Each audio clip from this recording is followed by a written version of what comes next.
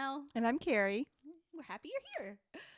So Carrie, gotta ask you, why did you talk me into doing a halftime dance at the Texas Spurs game? Yeah, not the San Antonio Spurs. It's the I guess the like farm team. I guess Yes. I don't know. I would say like the version of like AAA baseball. It's like the Yes. lower level. So yes, we're not performing at the San Antonio Spurs, but yes, we well we're in a dance class that we go to maybe like once a month. It's sort of we're more of a pop in kind of clientele for them, but yeah, they do this halftime performance. And these are all like 30, 40, 50-year-old ladies who just like to dance and like to dance for exercise and for fun.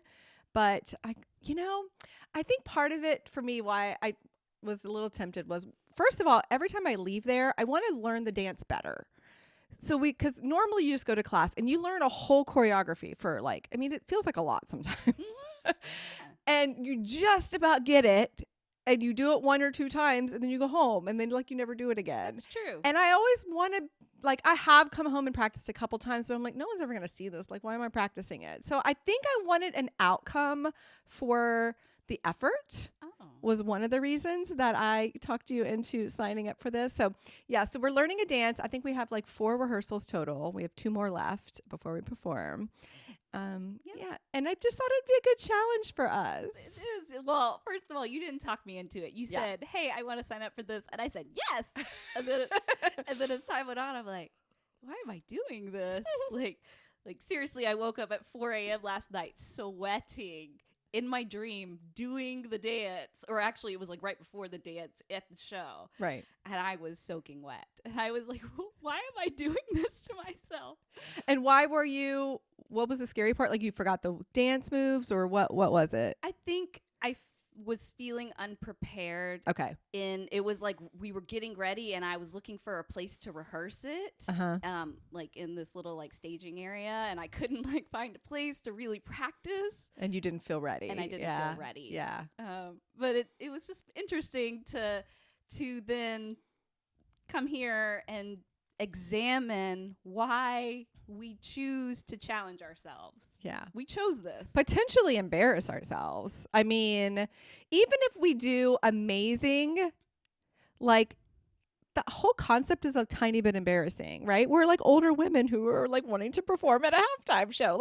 It's not something that happens that often. Yes. So there will be people in the audience who think we're amazing for doing this. And then there's going to be some people in the audience who are saying, that's really embarrassing. Why would they do that? Yes. Whether they don't know us or not, it doesn't matter. And honestly, we don't care what they think. But, there's just, it's true.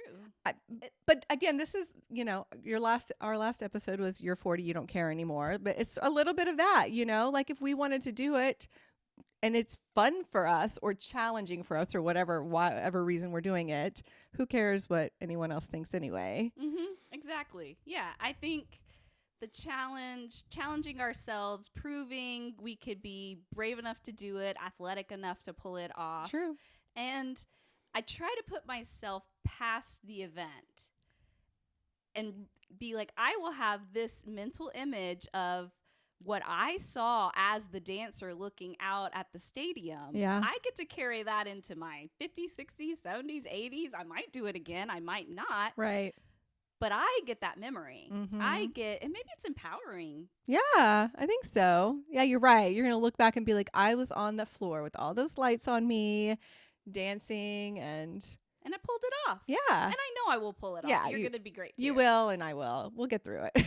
And like you said, even if we forget a little move or something, we'll just jump right back in. It's not going to be anything devastating, but and we're a group of 30 or 40 people or however many there is. My view is if I do get nervous, I'm the only people who are really watching me are my own family. Anyone else in the audience is watching any other person. That's how I kind of think about it. True. Maybe there's a few watching me at that moment, but most likely not. So right. Yeah. It's kind of I do have a new motto for this year, and it's no big deal. And I'm trying to carry that into all kinds of areas of my life. this is no big deal. You can make it a big deal if Yeah. you want to.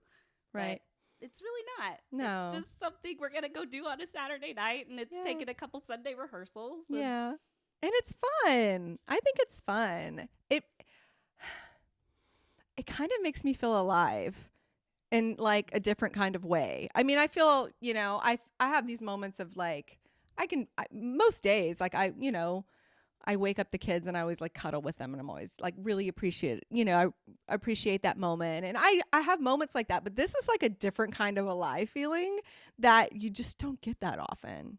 Yeah. I think the boys, look, for me, my boys who do basketball and other sports and stuff too, I think they get those moments a little bit now because they're like, they know they're out playing and they know people are watching them. But as an adult, you don't get that very often.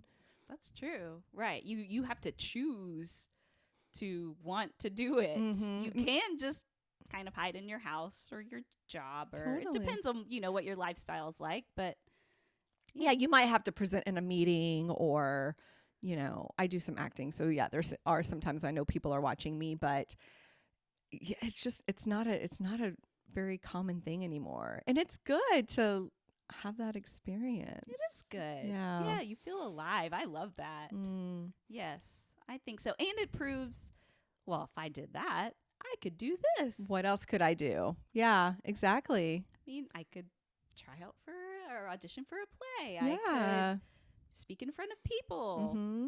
Could do a podcast. Yeah. Well, this kind of comes back to that our old episode where like it was wear the crop top. Is that what it was? Wear the crop top, because who cares? Like if you want to do it, and doing things like that make you more brave to do other things. So maybe we're doing this because we wore the crop top last summer. That's right. Yes, it's just building and building. Yeah, like it just keeps going. Well, and I will say it's really amazing to have a sister like you who will text Aw. me and not push me, but Yeah. encourage me to try some different things. Yeah. And say, why not? And I'll be there next to you. And Well, doing it together helps too, right? Like I think even if I were in that, I took this dance class maybe about a year before we did it together. I wasn't quite as consistent as when I did it with you, but yeah, I don't know if I would do the halftime show completely by myself without like a little support. But yeah, having someone there by your side always helps. Yeah. Well, and maybe we also will pay it forward into other friendships we have. Right. It'll encourage. I like to encourage people to do different things. I'm always giving people a little bit of push. And sometimes I have to double check with my husband and be like, am I being too pushy? Like, am I pushing too hard? And I never like force anybody to do it, but I'm always like, sometimes I see things about people and I'm like, I think that this would be good for them. And so then I give them a little nudge, totally random, but like that's how I felt about our parents gambling.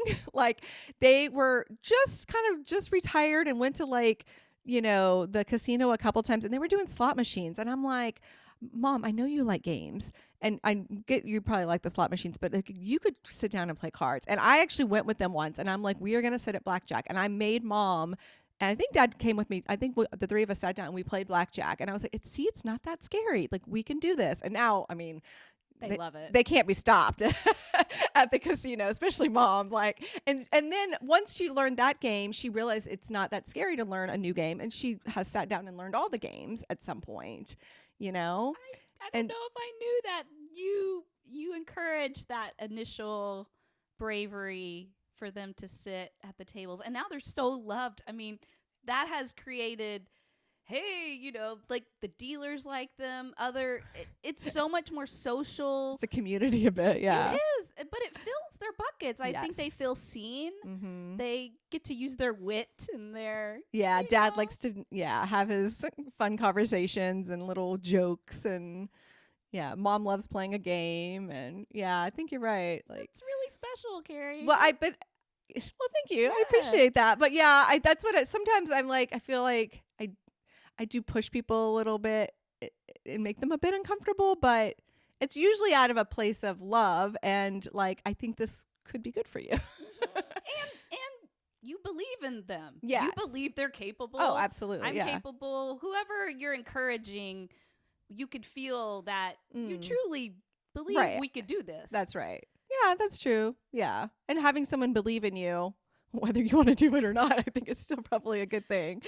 So, Good. yeah. Good. These are things when, when our time comes to an end, like these are the memories. These will be the life we remember. Right. Yeah.